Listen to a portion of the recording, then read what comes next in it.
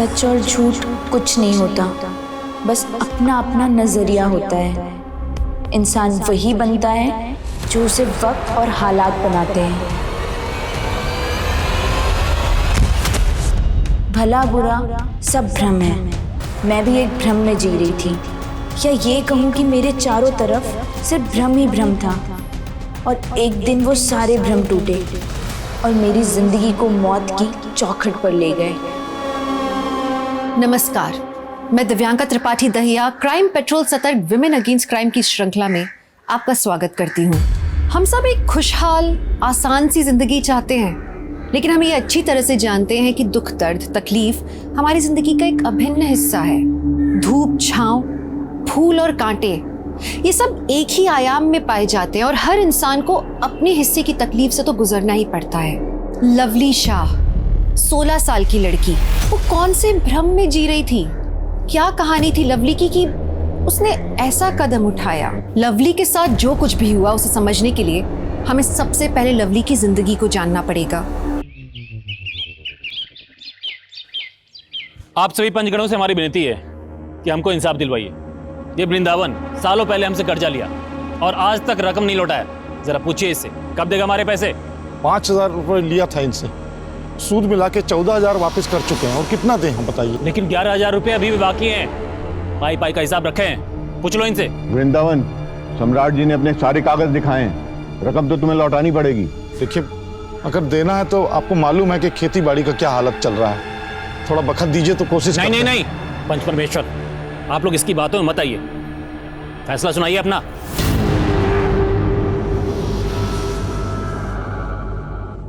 वृंदावन, तुम्हें 15 दिन की मोहलत दी जाती है। अगर रकम नहीं लौटाई तो। वाह, क्या न्याय किया है। गरीब पर जुल्म और साहूकार को सलाम। ए लवली, बीच में मत बोल। मालूम नहीं पंच परमेश्वर होते हैं? ए वृंदावन, समझा ले इसको। पंचायत के बीच में लड़की बोले शोभा नहीं देता। और आप जो पिछले 5 सालों से सूद का चक्कर घुमा घुमा कर कर्जा वसूली कर रहे हैं, आपको शोभा देता है? जानते हैं किससे बात कर रही है? क्या बोल रही है? पंचायत में लड़की नहीं बोलती है। चलो जाओ। आज की लड़कियां पंचायत तो क्या पार्लियामेंट में भी बोलती हैं, और हम भी बोलेंगे। अगर कुछ गलत होगा ना तो हम बोलेंगे। वृंदावन, समझा इसको, वरना ठीक नहीं होगा। तुम घर जाओ। अरे तुम घर जाओ, क्या बोल रही हो तुम? अरे घर जाओ ना तुम।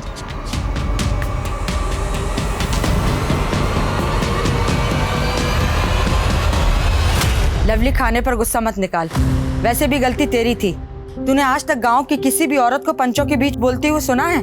सालों से ये जो सड़ी गली प्रथा चल रही है, इसे कब छोड़ेंगे हम? आप मुझे एक बात बताइए, सालों पहले सती प्रथा होती थी ना? आज है ये सब? नहीं है ना? अरे हम अंग्रेजों के गुलाम हुआ करते थे, आज है? नहीं ना?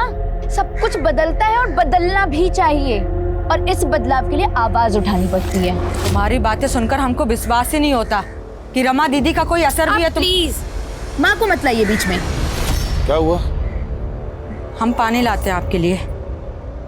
देखो, दोबारा पंचों के बीच में मत बोलना। तो अभी तो माफी मांग लें तुम्हारे नाम पे हम।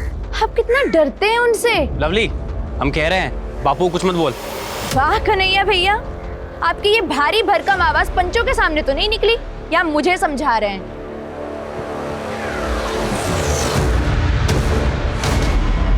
Insulating supporting medium, construction of Van de Graaff generator. तो चलिए, वैन डी ग्राफ जनरेटर का नाम वैन डी क्यों रखा गया, कौन बताएगा? अच्छा गौतम, तुम बताओ। सर, रॉबर्ट जे वैंडी ग्राफ नाम के वैज्ञानिक ने इसे इन्वेंट किया था, इसीलिए। वेरी गुड, शाबाश। तो अब ये बताओ, वैन डी ग्राफ जनरेटर का इस्तेमाल कहाँ होता है? हम बताएं सर? चलो कोई बात नहीं, हम बताते हैं। वैन डी ग्राफ जनरेटर का इस्तेमाल हाई वोल्टेज जनरेट करने के लिए किया जाता है। याद रहेगा ना आप सबको? Yes sir. हाँ, गुड। लवली, तुमको सब आता है ना? बहुत होशियार हो ना तुम। अच्छा तो चलो ये बताओ, साइक्लोप शील्ड जनरेटर किसने इन्वेंट किया? बोलो। सर, जाने माने वैज्ञानिक अज्ञे ने किया था।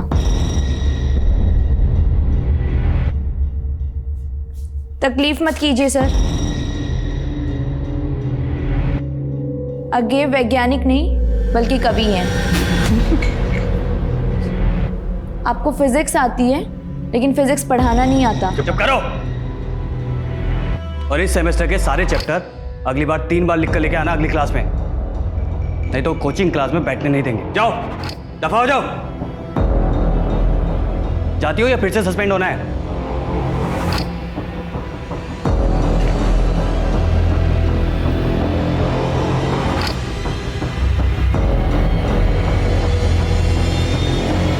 हाँ तो बच्चों,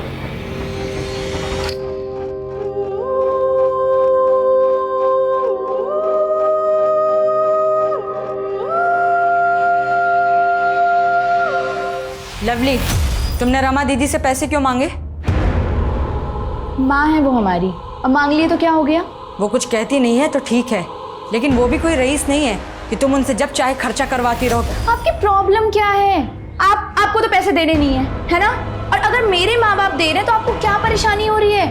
देखो बेटा, इंसान को उतना ही पैर फैलाना चाहिए जितना चादर होता है। अब तुम यहाँ रहती हो, हमारा जिम्मेदारी है, और हमारे पास ज्यादा पैसा नहीं है। फिर से हाथ खड़े कर दिए ना? बेटा लवली, ज्यादा मत बोलो तुम। बोलेंगे हम, ऐसे बेबसी की जिंदगी नहीं जी सकते हम। ये मत करो, वो मत करो, सपने मत देखो। अरे तंग आ चुके हैं हम, घुटन होने लगी है हमें। ऐसे जीने से अच्छा ना लगता मर ही जाए। और वैसे भी आप दोनों को ना कोई फर्क नहीं पड़ता हमारे होने ना होने से। एक काम करते हैं, मर ही जाएंगे आज हम। अरे लवली, लवली।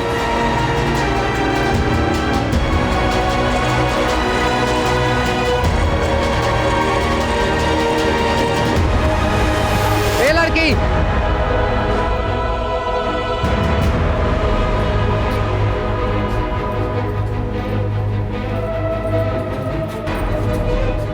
लवली अभी तक नहीं आई?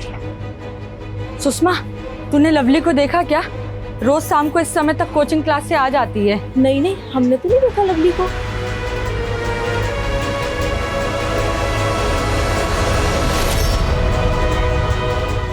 तो क्या हुआ सुंदरी?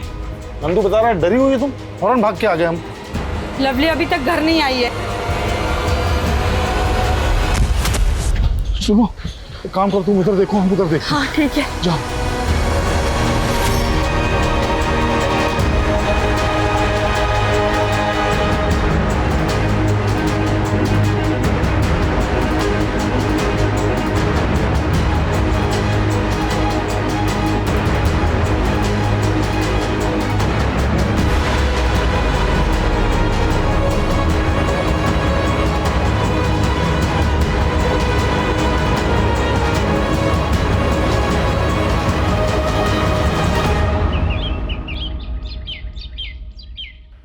वृंदावन, लगता है अब हमें पुलिस में खबर कर देनी चाहिए। पुलिस नहीं। वृंदावन, पुजारी जी एकदम ठीक कह रहे हैं। हम सब लोग तो लवली को ढूंढ ही चुके हैं, अब केवल पुलिस ही ढूंढ सकता है उसे। भैया, पुलिस तक बात पहुंचेगा तो बहुत बदनामी हो जाएगा हमारा। लोग पता नहीं क्या क्या बात बनाएंगे। बस लोगों को पड़ा है, और हमारी बिटिया का क्या? हम जाते हैं पुलिस के पास। अरे लेकिन तुमको जाने का जरूरत नहीं है, हम जाएंगे थाने। हाँ भैया, अरे क्या हुआ?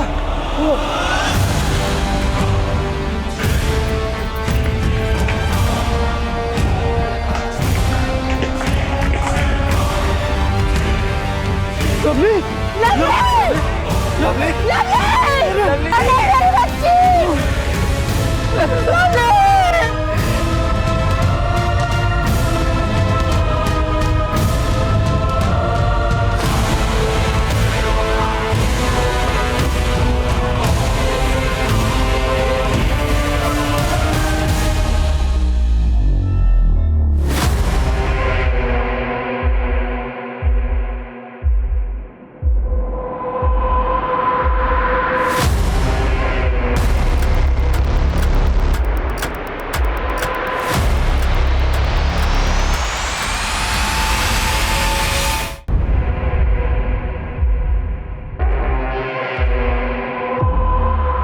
इस लड़की की साइकिल नीचे खड़ी है, उस पर बैग भी है। देखकर तो ऐसा ही लग रहा है कि वो खुदकुशी के मकसद से ऊपर आई हो। उसने साइकिल नीचे खड़ी की, छत पे आई और फिर यहाँ से कूद गई। कुमार सर, बॉडी को पोस्टमार्टम के लिए भेज दो।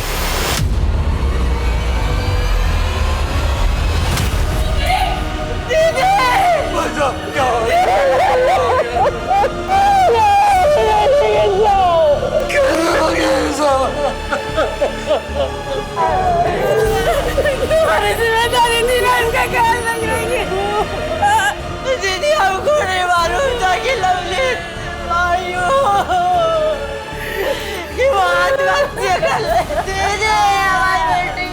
हम लवली को तुमसे भी ज्यादा जानते हैं। वो खुदकुशी नहीं कर सकती, नहीं कर सकती।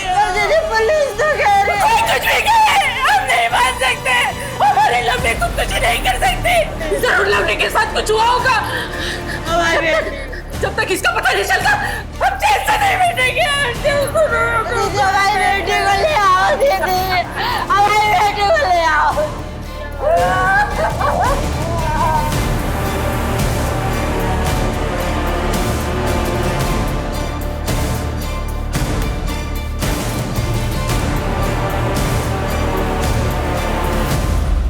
देखिए रमा जी, आपकी भावनाओं को हम समझ सकते हैं, लेकिन आपको क्या लगता है, आप क्या कहती हैं, ये सब बातें कानून के सामने मायने नहीं रखती। कानून के लिए मायने रखते हैं सबूत। सबूत क्या कहते हैं, पोस्टमार्टम रिपोर्ट क्या कहती है। और पोस्टमार्टम रिपोर्ट के मुताबिक लवली ने सुसाइड किया था। अब आप लोग लवली की डेड बॉडी ले जाइए और उसका अंतिम संस्कार कीजिए। नहीं, जब तक दोबारा जांच नहीं होगी हमारे लवली के शरीर का अंतिम संस्कार नहीं होगा। रमा बिल्कुल ठीक बोल रही है। लवली का शरीर तभी राख होगा जब उसके साथ इंसाफ होगा। मौत पर इंसान का कोई बस नहीं चलता, लेकिन जिंदगी के फैसले इंसान खुद लेता है। लेकिन शायद ये भी एक भ्रम है। मेरी किस्मत का फैसला हमेशा दूसरों ने लिया, हमेशा। घटना स्थल पे मिले सबूत, पोस्टमार्टम की रिपोर्ट सब यही दर्शा रहे थे कि लवली ने आत्महत्या की थी। लेकिन रमा इस बात को मानने को तैयार नहीं थी। वो चाहती थी कि इस केस की दोबारा जांच हो। अगर ये मान भी लिया जाए कि ये आत्महत्या का नहीं हत्या का केस है, तो भी सोचने वाली बात यह है कि रमा इतने यकीन के साथ कैसे कह रही थी। खैर, परिवार का विक्टिम को अंतिम संस्कार देने से इनकार करने का फैसला कारगर साबित हुआ। देखते ही देखते इस मामले ने तूल पकड़ा और केस अखबार की सुर्खियों तक पहुंच गया। अच्छी बात यह हुई कि लवली की कम्युनिटी ने भी आवाज उठाई और पब्लिक सेंटिमेंट्स को ध्यान में रखते हुए री इन्वेस्टिगेशन के लिए केस क्राइम ब्रांच को सौंपा गया।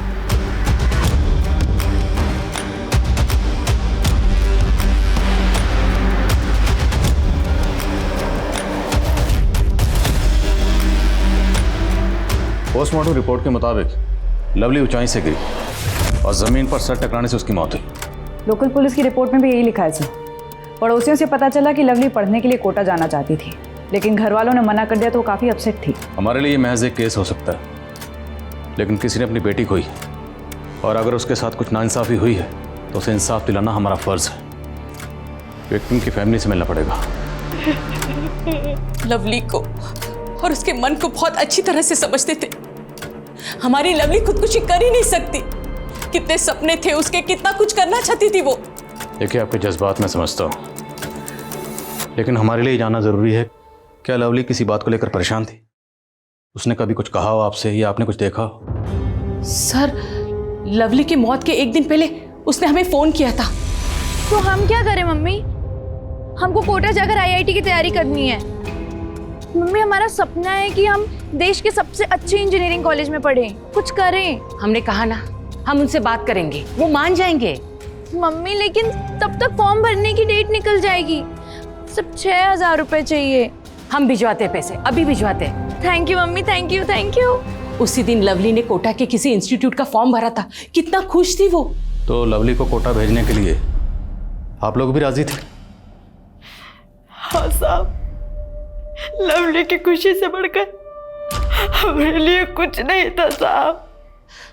आप ही सोचिए ना सर, अगर लवली किसी बात को लेकर हताश थी तो एक दिन पहले वो कोटा का फॉर्म क्यों भरती?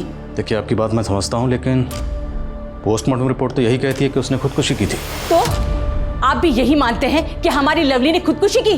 देखिए, जब तक हमारी तहकीकात पूरी नहीं हो जाती हम कुछ नहीं कह सकते। हम इस केस की तहकीकात फिर से करेंगे, फिर देखते हैं।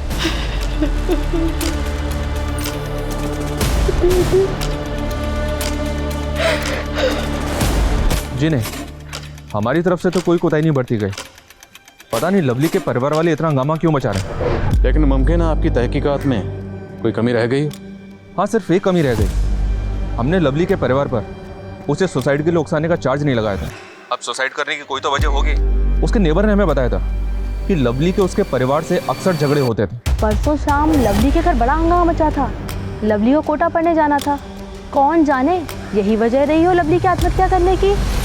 अच्छा यादव, हाँ, विसरा जांच करवाना चाह रहे हैं। आपको कोई एतराज़ तो नहीं ना? जी नहीं, मुझे कोई एतराज़ नहीं है, आप करवाइए।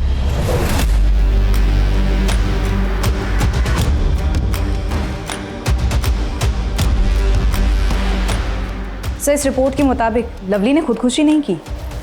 No traces of blood in lungs. अगर मौत गिरने से हुई होती तो लड़की की सांस के साथ उसके लंग्स में ब्लड आता, मतलब जमीन से टकराने से पहले ही उसकी मौत हो चुकी थी।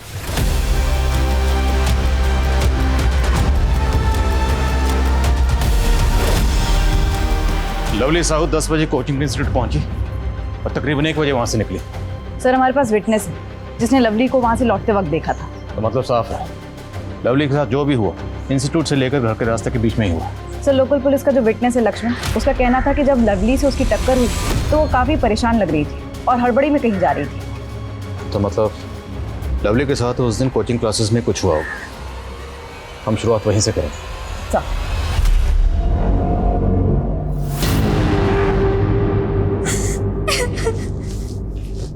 हाय पूनम। तू रो क्यों रही है? देख कितना गंदा गंदा लिखा है हमारे बारे में। हमारा नंबर भी दिया है। कब से बंदे बंदे मैसेज आ रहे हैं फोन पर। अगर घर वालों को पता चला तो पता नहीं क्या होगा। सोचते हैं कि नंबर ही बदल दे। नहीं पूनम, ऐसा करने की कोई जरूरत नहीं पड़ेगी, तू टेंशन मत ले। अरे ये तो बॉय वॉशरूम की दीवार है। क्या? हाँ, हमारे यहाँ ऐसी टाइल्स है। तू चल चल, तू मेरे साथ चल। अरे लेकिन लवली, गुस्से में कुछ मत करना। तू चुप रहे गौतम। हाँ भाई, देख ले, ये हमारे इंस्टीट्यूट की लड़की है। तो एक बार फोन करके तो देख। आई स्वेयर टू गॉड, तू एक बार कॉल तो कर। शुभांकर, ये सब तूने किया है? हम तो बस फोटो ले रहे थे।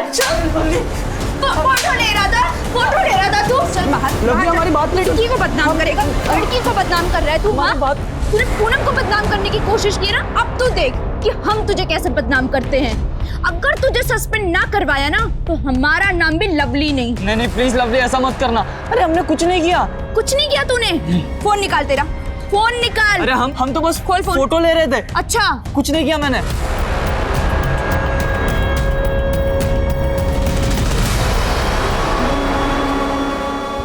हाय लवली, बड़ा ही प्यारा नाम है ना। दीपक हमारे रास्ते से। अरे सुनो तो सही, गुस्सा क्यों हो रही हो? कसम से गुस्से में ना तुम और भी लवली लगती हो। भाई अभी जी इसलिए नाराज हैं क्योंकि पूनम पे तो हमने पूरी दीवार लिख दी, इनके लिए हमने कुछ लिखा नहीं, इसीलिए बस। हटो यहाँ से तुम लोग। दीवार क्या, पूरा कमरा लिखना पड़ेगा इस लवली के लिए।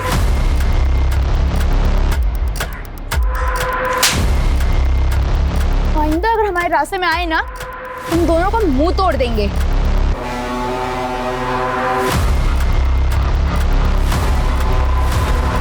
सर, बॉयज टॉयलेट वाले इंसिडेंट के बाद लवली ने शुभांकर को सस्पेंड करवा दिया था, लेकिन जब दीपक और सुनील के साथ झगड़े की खबर मैनेजमेंट वालों को पता चली तो लवली को भी 1 हफ्ते के लिए सस्पेंड कर दिया। और 1 हफ्ते बाद वो लौट के आई तो उसका पूरा प्लान ही बदला हुआ था। प्लान बदला हुआ था? जी सर, लवली IIT की तैयारी के लिए कोटा जाना चाहती थी और हमने उसको आखिरी बार तब देखा था जब वो और गौतम मिलके कोटा का फॉर्म भर रहे थे। गौतम कहाँ मिलेगा? वो तो उसी दिन कानपुर चला गया था, अब तक नहीं लौटा। अच्छा, आप और लवली इंस्टीट्यूट के बाद घर एक साथ जाते थे ना? जी सर, पर आधे रास्ते तक ही साथ जाते थे। लवली का घर अलग पड़ता है और हमारा अलग, तो एक मोड़ के बाद हम अलग हो जाया करते थे। हाँ, इस लड़की को देखा है साइकिल से जाते हुए। 2 लड़कों के साथ झगड़ा भी हुआ था इसका। लवली कहाँ जा रही हो? हम छोड़ दें क्या? रास्ता छोड़ हमारा, तुम हटो हमारे रास्ते से। तुम छोड़ देते हैं ना, छोड़ देते हैं ना। क्यों पकड़ रहे हो? दीपक, चल। क्या हुआ बेटा? कुछ नहीं हुआ है। कौन थे वो दोनों लड़के? जानते उनको? सर, हम जानते तो नहीं है, लेकिन हाँ, लाल रंग की बाइक से आए थे। पूनम, वो जो 2 लड़के दीपक और सुनील उस दिन लवली को परेशान कर रहे थे, क्या उनके पास कोई बाइक है? हाँ सर, दीपक के पास बाइक है, वो भी लाल कलर की। रहते हैं कहाँ दोनों? एड्रेस मालूम? नहीं सर, घर नहीं पता, पर इतना पता है कि हमारे इंस्टीट्यूट में पढ़ते हैं। सर दीपक और सुनील के एड्रेस इंस्टीट्यूट से मिल गए हैं, जल्द ही दोनों गिरफ्त में होंगे। सर उस्मान खबरी ने एक काम की न्यूज़ दी। लवली को जिस बिल्डिंग से फेंका गया था वो बिल्डिंग सम्राट सिंह की है। सम्राट सिंह लवली के गांव का एक बड़ा साहूकार है। लवली के पिता वृंदावन ने उससे काफ़ी कर्जा ले रखा था जो कि वो चुका नहीं पा रहा था। इस बात को लेकर दोनों का भरी पंचायत में काफ़ी झगड़ा हुआ था। बुलाओ उसे। सर देखिए आप हम पे बेकार में शक कर रहे हैं। हमारा इस केस से कोई लेना देना नहीं है। जिस दिन लवली की मौत हुई हम तो गांव में थे भी नहीं। और तो गांव जा भी नहीं पाएगा अभी वापस अगर सच नहीं बोलेगा। बोलो, लवली के फादर वृंदावन के साथ पैसों को लेकर झगड़ा हुआ था ना तुम्हारा? अरे साहब हम साहूकार हैं, लोगों के सुख दुख में ब्याज पर पैसा देके उनकी सहायता करते हैं। अब अगर कोई ग्राहक हमारा पैसा नहीं लौटाएगा ब्याज तो चढ़ाना पड़ेगा। यही तो धंधे का उसूल है। हमारा भी एक उसूल है, जब तक सच नहीं सुनते यहाँ से जाने नहीं देते। हमने कुछ नहीं किया है साहब। लेकिन लवली की बॉडी को तुम्हारी बिल्डिंग से नीचे फेंका गया था। अरे साहब हम आपको यही तो समझा रहे हैं। हमें अगर लवली को मारना होता तो उसकी लाश को अपनी बिल्डिंग से नीचे क्यों फेंकते, ताकि हम खुद ही फंस जाएं। सम्राट की बात में लॉजिक तो है। अगर इसने लवली को मारा होता तो वो उसे खुद ही अपनी बिल्डिंग से नीचे क्यों फेंकेगी? क्योंकि इससे तो सबसे पहला शक इसी पे जाएगा। सर तो हो सकता है कि किसी और ने सम्राट और वृंदावन की दुश्मनी का फायदा उठाया, इसलिए लवली की बॉडी को सम्राट की बिल्डिंग से नीचे फेंका, ताकि अगर वो सुसाइड ना भी दिखे तो कत्ल का शक सम्राट पर जाए। सवाल यह है कि लवली उस दिन इतनी हड़बड़ी में क्यों थी? क्या वो बिल्डिंग में किसी से मिलने वाली थी? डू वन थिंग, बिल्डिंग के आसपास जितने भी लोग रहते हैं सब पर नजर रखो। सर और दीपक और सुनील? सर वो दोनों फरार हैं और शुभांकर भी सस्पेंशन के बाद से अपने घर नहीं पहुंचा है। पता लगाओ तीनों कहाँ छुपे हैं। जी सर, एक बात और, लवली का परिवार उसका अंतिम संस्कार करना चाहता है। ठीक है, और रिलीज कर दो। सर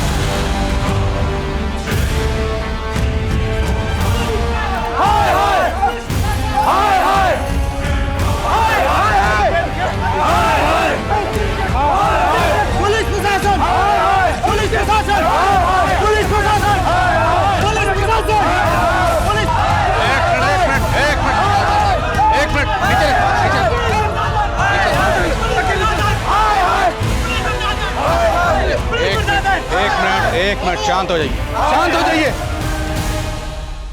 बात क्या है? अब ये ढोंग बंद कीजिए इंस्पेक्टर साहब। पहले आप लोगों ने कहा कि हमारी बेटी ने आत्महत्या की और आप लोगों ने हमसे ये बात भी छुपाई कि उसका बलात्कार हुआ था।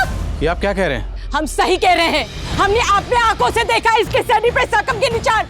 देखिए, जरूर आप लोगों से कोई गलतफहमी हुई है। कोई गलतफहमी नहीं हुई है, हमसे गलती हुई जो हमने सोच लिया कि आप इस वक्त जांच करेंगे। आप पे भरोसा कर लिया, हमसे गलती हुई है। देखिए शांत हो जाइए, शांत हो जाइए। मैं वादा करता हूँ अगर जरूरत पड़ी तो हम फिर से पोस्टमार्टम करवाएंगे। अरे हमारी बेटी के शरीर के साथ और कितना खिलवाड़ करोगे आप लोग? कितनी बार चिरबाड़ करोगे हमारी बेटी के शरीर के साथ? पुलिस प्रशासन! पुलिस प्रशासन! पुलिस प्रशासन! पुलिस प्रशासन! पुलिस प्रशासन! पुलिस इन्वेस्टिगेशन एक मजाक बनकर रह गया था। पहली इन्वेस्टिगेशन रिपोर्ट में यह आया था कि लवली ने आत्महत्या की थी। विसरा रिपोर्ट ने यह दावा किया कि पहले लवली को मारा गया, फिर बिल्डिंग से फेंका गया, और अब पता लग रहा था कि लवली के प्राइवेट बॉडी पार्ट्स पे जख्मों के निशान थे। उसका रेप हुआ था, और ये बात किसी रिपोर्ट से नहीं बल्कि लवली के परिवार से पता लगी उसके अंतिम संस्कार के ठीक पहले। लोकल पुलिस और क्राइम ब्रांच की मंशा और क्षमता दोनों पे उंगलियां उठ रही थीं। प्रशासन ने लोगों के आक्रोश से बचने के लिए बॉडी को तीसरी बार पोस्टमार्टम के लिए भेजा, और जब रिपोर्ट सामने आई लोगों के होश उड़ गए। लवली का गैंगरेप हुआ था। आखिर इतनी बड़ी चूक हो कैसे सकती? These are the professionals जिनको पोस्टमार्टम जैसे सीरियस जॉब का जिम्मा दिया गया। सर मैंने पोस्टमार्टम रिपोर्ट दोबारा पढ़ी। पहले लवली के साथ गैंगरेप हुआ और फिर गला घोटकर उसको मार दिया गया। सर लेकिन एक बात नहीं समझ में आ रही कि लवली के प्राइवेट पार्ट्स पर रेपिस्ट के डीएनए ट्रेसेस कैसे नहीं मिले? शायद रेपिस्ट ने प्रोटेक्शन यूज किया होगा। सब कुछ बड़ी प्लानिंग के तहत किया गया। लड़की को बिल्डिंग तक अकेले बुलाना और फिर मर्डर को सुसाइड दिखाना और वृंदावन और सम्राट के झगड़े का फायदा उठाना, ये किसी शातिर खिलाड़ी का काम है।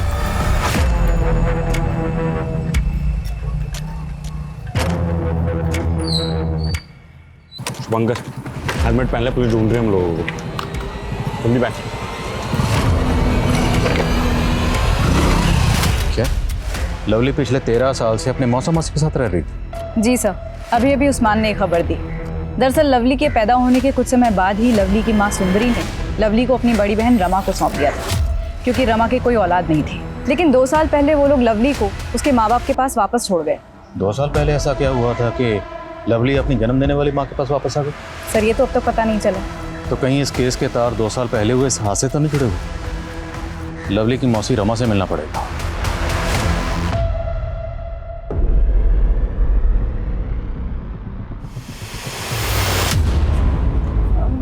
मम्मी, 1 गिलास दूध मिलेगा? क्या बात है, आज खुद से दूध मांगा? लाती हूँ।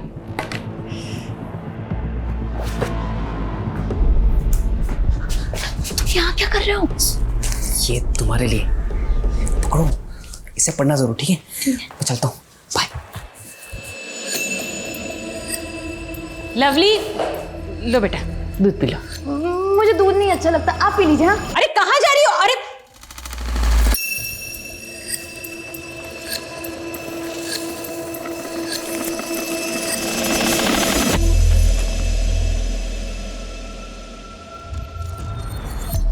हम शादी कब करेंगे? जब तू ना 18 साल की हो जाएगी, यानी 4 साल बाद। 4 साल? नहीं, मैं इतना वेट नहीं कर सकती। अरे लवली, तुम्हें पता है हमारा दिल क्या करता है कि हम तुम्हें अभी के अभी घर से यूं भगा के लेके जाएं। सच्ची? भगा के ले जाएगा? भगा के ले जाएगा? से निकले नहीं है। शादी करना चाह रहा है? निकलो मत तुम्हारा, भाग यहाँ से। भी कम नहीं है। चल चल, आज तुझे बताता हूँ। चल चल। लवली, हम जानते हैं हमारे माँ बाप हमारे प्यार को नहीं समझेंगे, वो नहीं होने देंगे हमारी शादी। हमारे माँ बाप ने तो हमें कमरे में बंद करके रखा है, हम तो भाग भी नहीं सकते। हम क्या करें विवेक? हम अगर साथ में जी नहीं सकते तो साथ में मर तो सकते। मरने के बाद हम लोग अगले जन्म में मिलेंगे। तुम सही कह रहे हो विवेक, मरने के बाद हमें कोई अलग नहीं कर पाएगा। तो ठीक है, इस संडे को 12 बजे एक साथ एक टाइम पे हम लोग सुसाइड करेंगे। हाँ वादा, संडे को ठीक 12 बजे।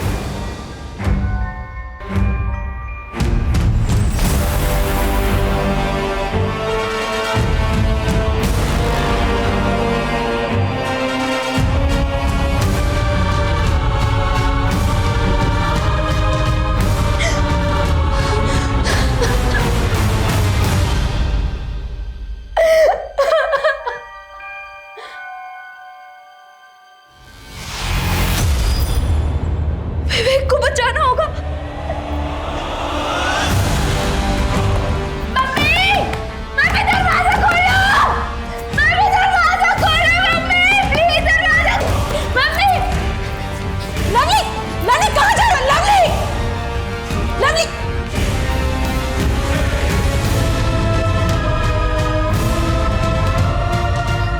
लवली।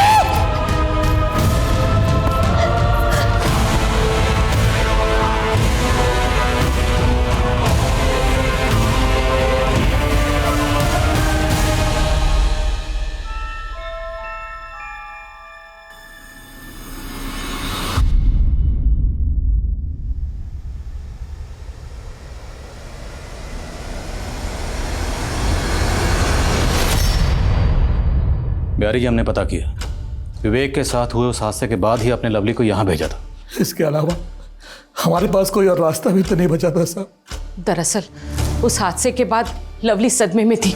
विवेक की मौत के लिए वो खुद को जिम्मेदार मानती थी। उसकी ये हालत देखकर ना चाहते हुए भी लवली को हमने अपने आप से अलग किया और उसे यहाँ भेजा ताकि वो उस सदमे से उभर पाए। तो यहाँ आने के बाद लवली उस सदमे से उभर पाई थी? साहब, वो धीरे धीरे तो यहाँ के माहौल में ढलने लगी थी, लेकिन वो पहले वाली लवली नहीं रह गई थी। उसकी हंसी में भी एक उदासी थी साहब, और उसने अपने अंदर जो गुस्सा दबा के रखा था वो कभी भी फूट पड़ता था। जाहिर सी बात है, इतने बड़े हादसे के बाद उसे प्रोफेशनल काउंसलिंग की जरूरत थी, अपने माँ बाप की जरूरत थी, उसे आप लोगों के साथ की जरूरत थी। करते भी तो क्या करते साहब, विवेक के पिताजी वकील थे, उन्होंने लवली और हमारी जिंदगी हराम करके रख दी थी साहब। कई बार पुलिस आती थी हमें परेशान करने के लिए, और एक दो बार तो उन्होंने गुंडे भी भेजे थे। गुंडे? हाँ, विवेक का मामा किसी गुंडे से कम नहीं है। एक दो बार तो इनके साथ भी मारपीट की थी। वहां वो हमसे बदला निकालते और यहाँ मेरी बहन के परिवार को परेशान करते थे। वो विवेक का मामा लवली का पीछा करते करते यहाँ तक आया था? सर वो कई सालों से पीछे पड़ा हुआ था, और विवेक का मामा कोई और नहीं, सम्राट सिंह है। मान गए साहब, गड़े मुर्दे उखाड़ना कोई आपसे सीखे। हमारे भांजे की मौत के जख्म को आज आपने फिर से कुरेद दिया। हमारे पास फैक्ट है और तुम्हारे पास मोटिव। नहीं साहब, हमें अगर ऐसा करना होता तो 2 साल तक इंतजार नहीं करता, उसी समय निपटाती होते उसको। देख सम्राट सिंह, साहब परिवार के साथ तेरी दुश्मनी की दास्तान सामने आ चुकी है। अब बेहतर यही होगा कि तू अपना गुनाह कबूल कर ले। साहब हमारी बात सुनिए, हम जान चुके कोई है जो फायदा उठा रहा है हमारे और वृंदावन के बीच के अनबन का, और उसी के झांसे में आके आप सब लोग भी गोल गोल घूम रहे हैं। गोल गोल तो तू घुमा रहा है हमें। समय सीधे रास्ते पर ला जरा से। अरे सर, सम्राट के कॉल रिकॉर्ड्स चेक किए, क्लीन है, कोई सस्पिशियस एक्टिविटी भी नहीं। अब या तो ये सम्राट बहुत स्मार्ट है, या फिर वाकई इसके और लवली के फादर वृंदावन के झगड़े का फायदा उठाकर कोई फंसाना चाहता है इस सम्राट को।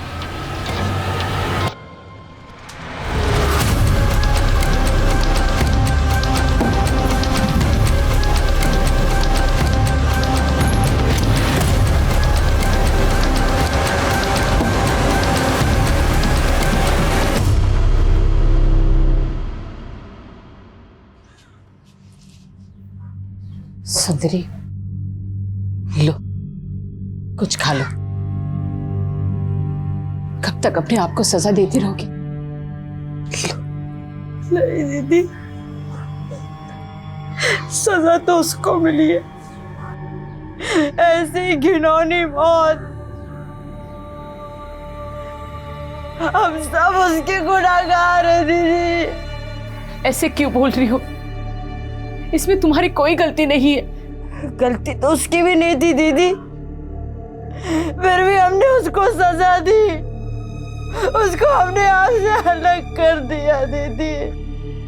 कभी उसको अपने पास प्यार से बैठाकर समझाया तक नहीं। लवली, इतनी देर क्यों हो गई आने में बेटा?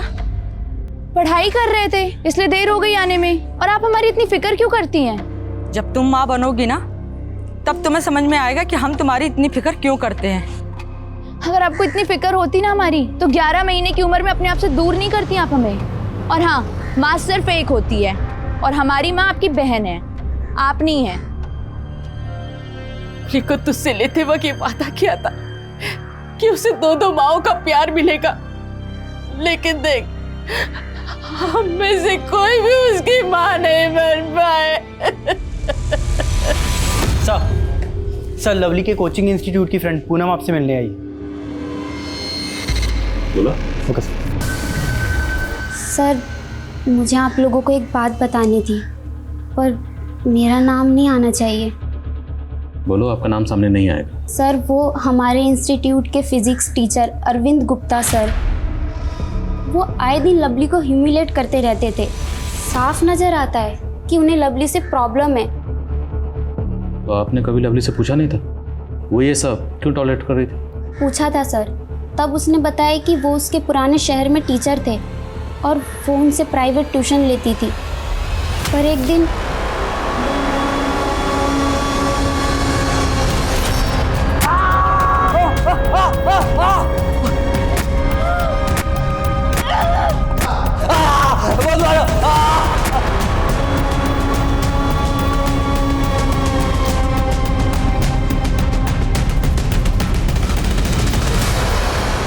देखिए सर, मैं मानता हूँ मुझसे गलती हुई थी, लेकिन उसकी सज़ा मैं आज भी भुगत रहा हूँ। ये देखिए, पिछले 2 साल से अपने इस टूटे पैर के सहारे चल रहा हूँ सर। उसके बाद भी तू लवली को हैरेस करता रहा? नहीं सर, ऐसी बात नहीं है। हाँ, कभी कभी उसे देखकर पुरानी बात याद आ जाती तो अपने इस टूटे पैर का गुस्सा निकालने के लिए उसे छोटी मोटी सजा देता था। रेप और मर्डर छोटी मोटी सजा है? मैंने लवली का रेप नहीं किया और ना ही उसका मर्डर किया। मैंने कुछ नहीं किया सर। तुमने क्या किया क्या नहीं किया ये तो हम पता लगा लेंगे।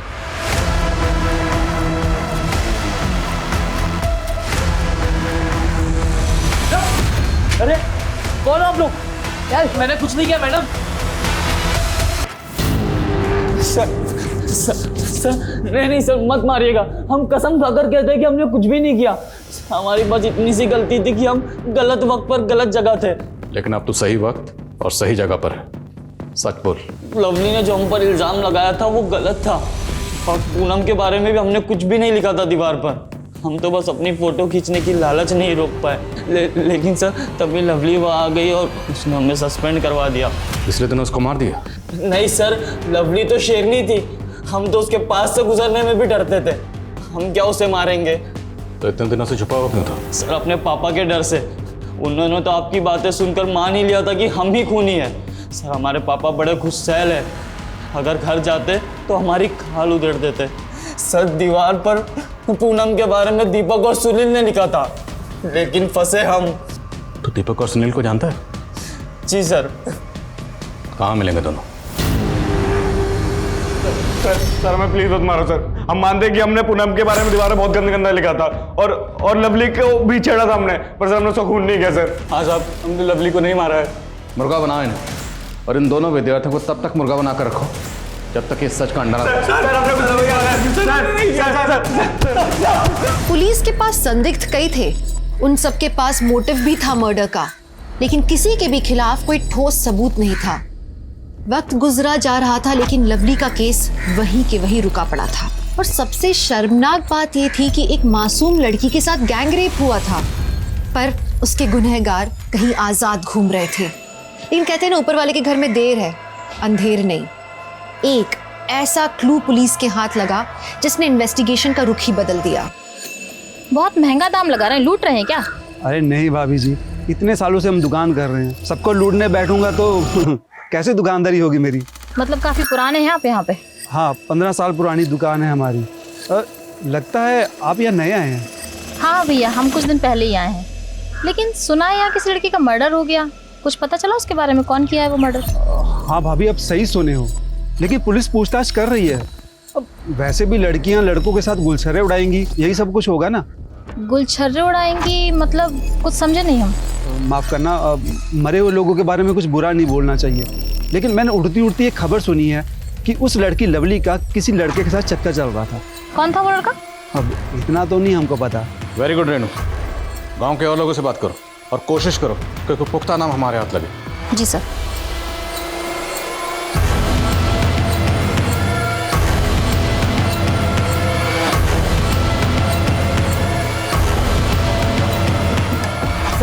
कम लवली के कॉल रिकॉर्ड्स चेक किए, एक नाम मिला है, लेकिन दोनों के बीच ज्यादा बातचीत नहीं होती, इसलिए अफेयर जैसा कुछ नहीं लग रहा। फिर भी उठाओ sir, let's take a chance. Sir हम सच कह रहे हैं सर, लवली के साथ हमारा कोई अफेयर नहीं था सर। लड़का लड़की घूमने लगते तो सर सब लोग बातें बनाने लगते। सर लवली तो हमारी राखी सिस्टर थी सर, बहन मानते थे सर हम उसको। सर ये देखिए सर फोटो, सर नसीब से हमारे फ़ोन में फ़ोटो है सर, वरना सर जैसे आप हमें उठा लिए सर, लवली के भैया तो हमें पीटी देते थे। लवली के भैया मतलब कन्हैया? हाँ सर, उनको लगता था कि हमारे बीच में कुछ अफेयर चल रहा है, तो वो अपने साथी लेके आए थे हमें पीटने के लिए। अगली बार से हमारी बहन के आसपास भी दिखे ना तो टांगे तोड़ देंगे तुम्हारी। हम मिलेंगे क्योंकि हमने कुछ गलत नहीं किया है। ये देखो, हमारी कोई बहन नहीं है ना, तो हम लवली को बहन मानते हैं। लवली ने राखी बांध दी हमें, अब यकीन आया आपको? पूजा, एक पॉइंट मेरे जहन में बार बार चल रहा है, लेकिन उसे सपोर्ट करने के लिए हमारे पास कोई एविडेंस नहीं है। कौन सा पॉइंट सर?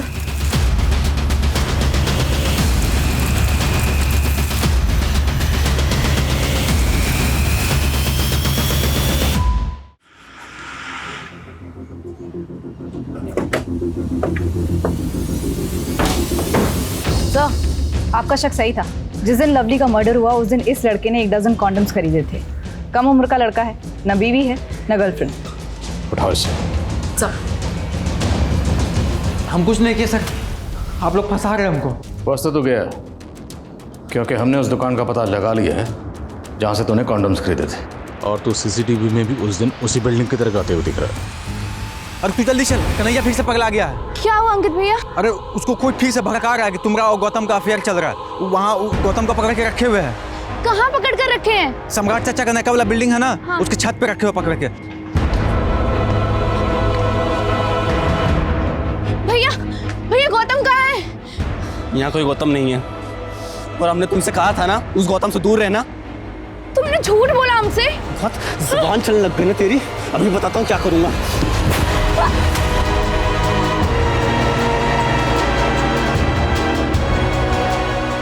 और फिर हमने अपने हाथों से उसका गला घोट दिया और आत्महत्या दिखाने के लिए उसे बिल्डिंग की छत से नीचे फेंक दिया।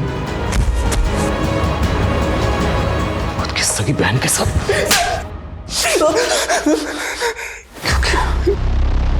क्यों किया? देख भैया कन्हैया, कहने में तो बहुत बुरा लगता है, लेकिन ये लवली के चाल चलन बिल्कुल भी ठीक नहीं है। वहां पर विवेक, अब यहाँ पर गौतम।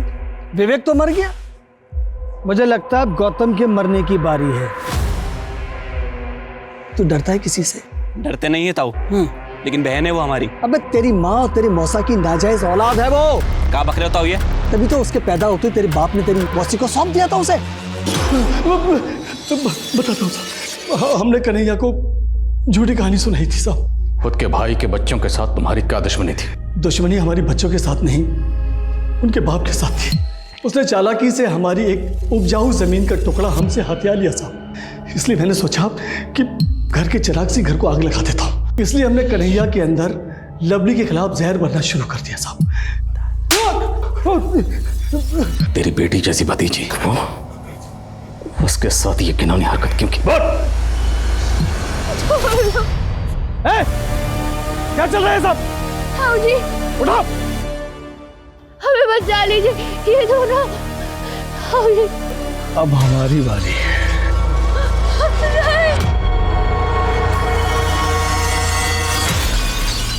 जो चला गया वो तो लौट कर नहीं आएगा, फिर इंसाफ का क्या मतलब? इंसाफ भी एक भ्रम है, लेकिन ये भ्रम बना रहना चाहिए, क्योंकि इंसाफ उन्हें सुकून देता है जो पीछे रह गए। लवली के साथ जो हुआ उसने न सिर्फ इंसानियत पर बल्कि उस रिश्ते पर भी धब्बा लगा दिया जिसे हम पवित्र मानते हैं। कन्हैया ने भाई बहन के रिश्ते को दागदार कर दिया। नफरत स्लो पॉइजन की तरह होता है। जब एक इंसान अपनी आंखों में गुस्सा और दिल में गुबार लेके चलता है तो नतीजा सिवाय तबाही के कुछ नहीं होता। सुदामा को अपने भाई वृंदावन से नाराजगी थी जो नफरत में बदल गई।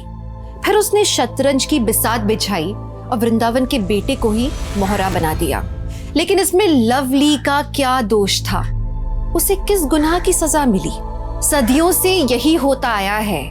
लड़ाई किसी की भी हो, नफरत किसी की भी हो, औरत ही हमेशा पिसती आई है। किसी से बदला लेना हो, उसे सबक सिखाना हो, तो अक्सर वार उस शख्स पर नहीं, उसकी बीवी, बेटी, बहन या गर्लफ्रेंड पे किया जाता है।